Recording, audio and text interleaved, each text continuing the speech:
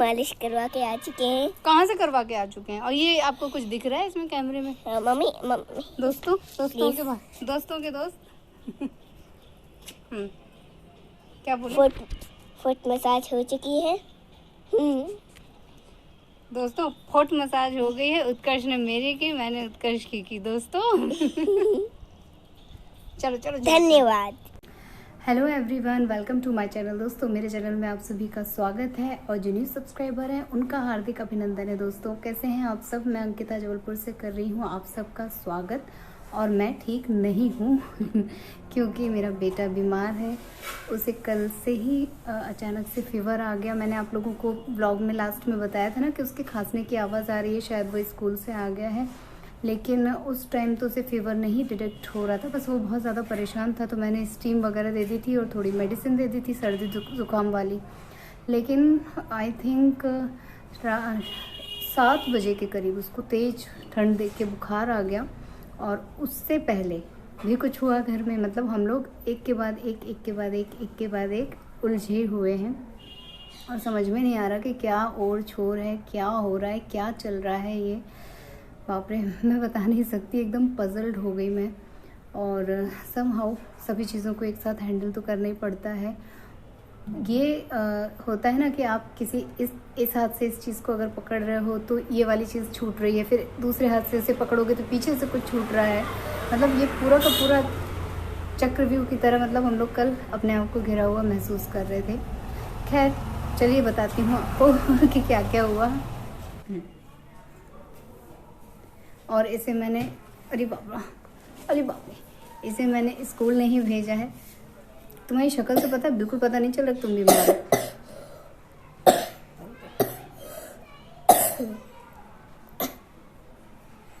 अब मम्मा बोले बेटा तुम्हें तो फिर से बुखार आ रहा है। तुम ढक के सोए थे क्या अपने आप को? बदमाश। टेम्परेचर उतरता है तो ये अपने आप को कवर कर लेते हैं, फिर से टेम्परेचर लगने लगता है। खैर ये तो ज़्यादा घबराने वाला नहीं है, सभी बच्चे बीमार हो रहे हैं, सीज़न ही है। ठंड देके ठंडी लग गई होगी। इनका जो प्ले चल रहा था उसमें बहुत कम कपड़े पहने थे इन्होंने, पतले पतले कुर्ते पजामे, उसमें इनने प्ले किया है। वैसे मैम बोल रही थी कि उन्होंने बहुत जल्दी प्ले ख़त्म करके तुरंत बच्चों को बाकी की ड्रेस वगैरह पहनवा दी थी। लेकिन फिर भी छोटे बच्चे हैं, हवा है, बाहर आंगन में मतलब ग्राउंड में हो रहा था उनका सारा आयोजन, तो लग सकती है ठंड, जेन्युइन है। और देखती हूँ अगर कल भी तबीयत इसकी ठीक नहीं रहेगी तो मैं स्कूल तो नहीं भेजूँगी, क्योंकि मुझे नहीं लगता कि इतनी जल्दी ये ठीक होने वाला है। अभी हल्का है बुखार लेकिन है।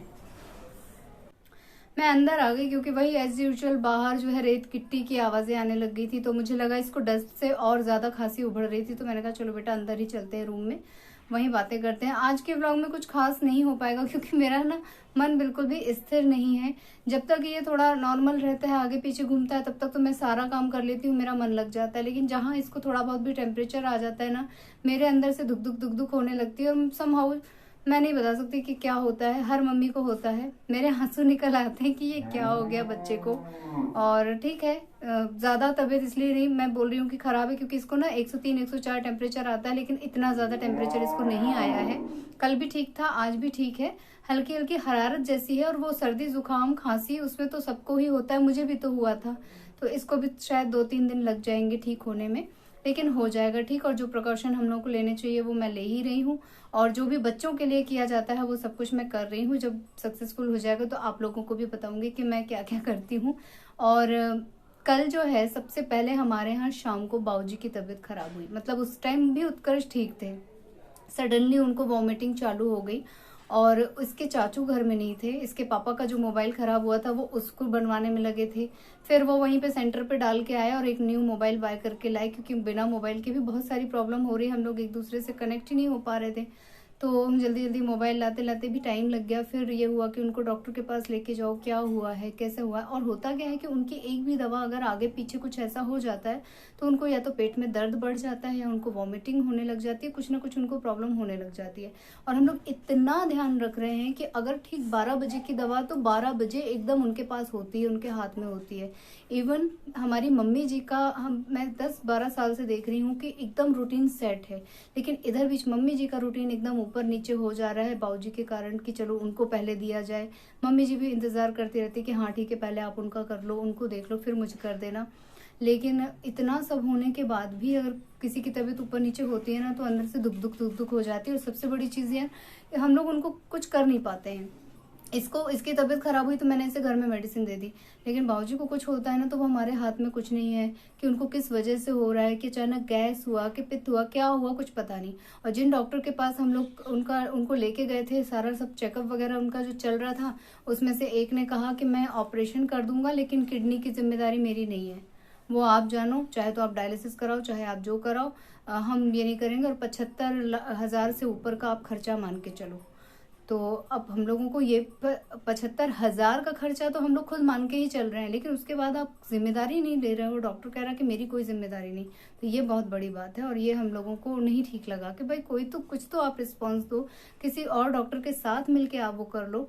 लेकिन नहीं, ठीक है। तो आज उनको दूसरे हॉस्पिटल लेके गए हैं। कल जब उनकी तबीयत बिगड़ी तो अलग लेके गए थे। मतलब अभी उनके टेस्ट वगैरह ही चल रहे हैं कि उनके ऑपरेशन में क्या क्या प्रॉब्लम है, क्या क्या किया जा सकता है, किस हिसाब का एनेस्थीसिया दिया जा सकता है, सारी चीज़ें। 10 तरह के हॉस्पिटल, 10 तरह की बातें, और रिस्पॉन्सिबिलिटी जो लेगा, जो थोड़ा बहुत हम लोगों को अच्छी उम्मीद दिखाएगा, उसी के हम लोग ट्रीटमेंट कराएंगे, चाहे पैसा लगे, चाहे जो हो, जो देखा जाएगा वो सारी चीज़ें। तो यही सब कुछ घर में चल रहा है। और कल एक का एक मतलब ऐसा मुझे लगा कि क्या चक्रव्यूह हो रहा है कि इधर संभालो तो इधर गड़बड़ हो रही है, उधर संभालो। और सबसे ज़्यादा ना, अगर आपको डॉक्टर निराशाजनक बातें बोलते हैं ना, कुछ इस तरह की बातें बोलते हैं, तो आपको बहुत बुरा लगता है।